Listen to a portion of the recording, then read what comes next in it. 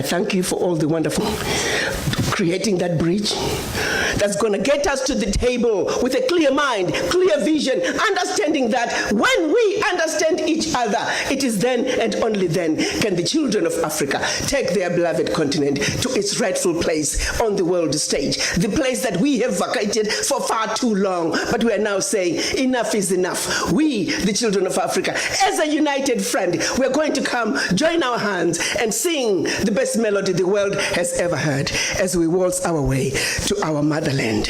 Not as 55 African countries, not as 1.27 billion brothers and sisters on the continent, not as over 400 million African diaspora around the globe, but children of one mother Africa.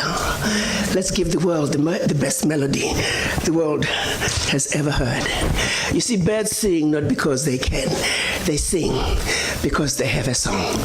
As children of one mother Africa, we do have a song. Let's join hands. Let's give that world that beautiful song as we waltz our way across the Atlantic back to the motherland. Thank you. Wow, wow, wow, wow, wow, wow. Thank you so much, Madam Ambassador. Oh my world. Wow. What a powerful speech. Madam Ambassador is a true pride of Africa, and I'm sure you will all agree with me with this statement. Thank you, Your Excellency, for your thought-provoking message of education, voice of hope, and call to action. Every time we listen to you, it's a call to action. It's not an excitement. And that's why I'm here right now to introduce one of your sons, who is the visionary behind why we're here today. And you just recognized him. And I know you're so proud of what he has done. Mr. Kwabena Boateng has answered the call to action. He has taken words, thoughts, deeds into actual action, forming the HBCU Africa Homecoming as a gateway to connect Africa to the Africans on the continent. We appreciate what you have done. We're going to bring you up to share this initiative with all this August occasion people, and let's see how each and every one of us can support this move. Madam Ambassador's call is always call to action.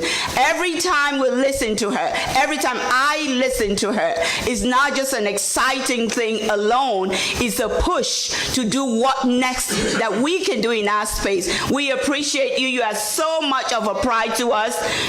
You give us the drive to be who we have been created to be and to stay in our space as Africans, whether be it on the continent or here in the diaspora. Thank you so very much. Without further ado, I want to bring up my brother, Kwabena Boateng, the visionary, the one who has made today happen, the one who has brought this vision to play. All right. Thank you, my brother. What a day. What a day indeed. Thank you very much for that introduction, and thank you. We are here because of the graciousness of Madam Ambassador. She has made it possible.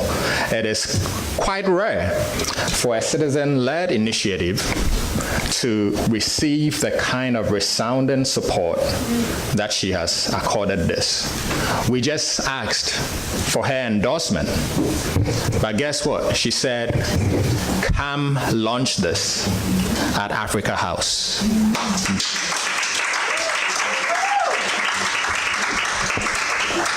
So just a little bit about myself. I'm a trained electrical engineer. I came here to the United States for college in 1998, went to Florida A&M University, and there, any other rattlers in the house? And there I found out that though I had received one of the best education that Ghana could offer, going to Achimota School, a school which had produced about 6 African leaders, that I was really miseducated about the global black situation. I experienced what I'll call a rupture in consciousness. And I was like, whoa. And as I started taking this compulsory African American history classes that we were all asked to take, whether you liked it or not, that evolution continued. And then my engineering mind set to thinking, started looking at history, making the connection between people like James Eman Kweju Agri, the first Gold Coaster I know to have attended an HBCU, Livingston College in Salisbury, North Carolina. And I believe we have some people from Livingston College here representing today. Thank you for your presence. So it was Agri, the first Gold Coaster to attend an HBCU, who came here, and finishing Livingston College was instrumental in setting up Achimota School, this school I'm talking about, which I attended. And this house of residence in which I lived, which was named after Agri. Then I found out that Agri was the mentor of Nkrumah. Nkrumah also went to Achimota School. Then I found out that Agri was also connected to Nnamdi Azikiwe of Nigeria, who became the first president, a graduate of Lincoln University and Howard University. Then I realized that, we also had Hastings Banda attend Central State University and Meharry Medical College. I started seeing a connection between these people I call the golden batch of African leaders and the institutions which nurtured them. Then I finally looked at Madam Ambassador Dr. Arikana Chihombori-Quao. I realized that she went to Fisk University, then on to Meharry Medical College. Then I was like, wait. I also did some batch engineering. We have a golden batch here. We need to go back and look at the conditions, the nurturing, the recipe which had produced these. And I found one common thread: HBCU, HBCU, HBCU. HBCU. Then I was like, okay, so here we are, 400 years after we told the first enslaved Africans arrived in English America, more than 60 years after Ghana attained its independence, and a proud son of an HBCU, Kwame Nkrumah, rising up and saying the independence of Ghana is meaningless unless it is linked to the total liberation of the African continent. Then seeing how he tried hard and very hard to make sure the African diaspora, people of African descent in the Americas, were involved in the nation-building effort. People like W.E.B. Du Bois being brought to Ghana to help author the Encyclopedia Africana. His wife leading the Ghana Broadcasting Corporation within a global context to reorient the African mind. They had an agenda. They had a plan. It was comprehensive, and it was to awaken the African. Unfortunately, that was cut short. But here we are. 400 years after the first enslaved Africans are supposed to have arrived in English America. Smack in the middle of the International Decade for People of African Descent, the United Nations declared it from 2015 to 2024. A year after the president of Ghana stood here at the press club and declared a year of return. A few months after African leaders met in Addis Ababa and said, 400 years, it's time to come home. I was like, it looks like everything is aligned. The global geopolitical situation has changed. China is competing hard in Africa. And now, actually, we advocating for the United States to see that it has a competitive advantage in Africa compared to China, because China doesn't have a heritage connection to Africa. Here we are, more than 50 million people of African descent, a heritage connection to Africa, right? So if we are asleep and we're waking up, what will be the critical foundation for this renaissance? Education. I was like, okay, Nkrumah had seen it. They were working on connecting HBCUs and various stakeholders. We need to continue the work. So hence an HBCU Africa Homecoming Initiative to establish a one-stop place for opportunity, economic and educational opportunity exchange between Africa and its diaspora. I am a beneficiary of the work that the ancestors, those enslaved Africans who come, I am a beneficiary of their hard work. They fought for these HBCUs.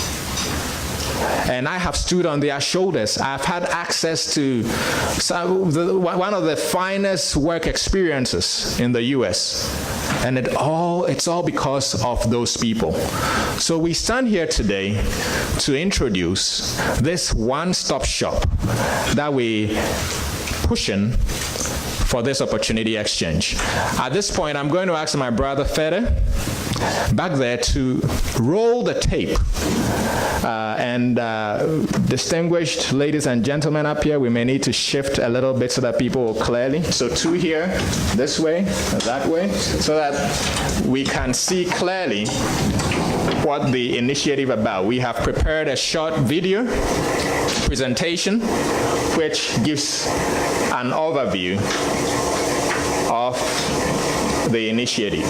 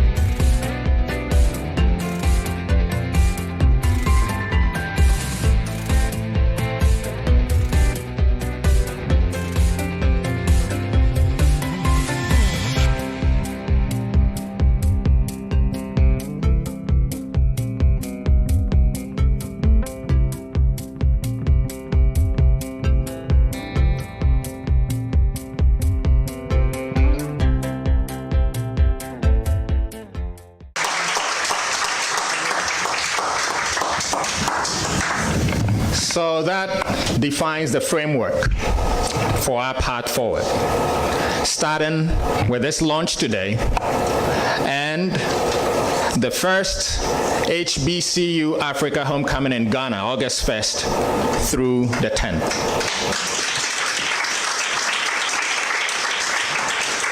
And at that event, we're going to lay out the groundwork. We also have the endorsement of the Director of Diaspora Relations at the Office of the Ghanaian President. We're looking at an HBCU marching band participating in the 6th March Independence Parade in Ghana in 2020. So the question is, which one will it be? Anyone here want to vouch for one? All right, so we're going to provide a platform so that we collaboratively come up with that decision. How about that for democracy? That's right. So without much ado, I would want to invite you all, particularly this group I call the Pioneering Group, to Ghana from August 1st to 10th, where we join hands with other HBCU alums in Africa. Ghana, Nigeria, Tanzania. We're going to meet and together envision what we want the next 400 years to look like. So the time is short. We would like to see boards of trustees. We would like to see presidents. We would like to see alumni association presidents, various stakeholders joining us. And we'll be sending more information on that. Thank you very much for your attention.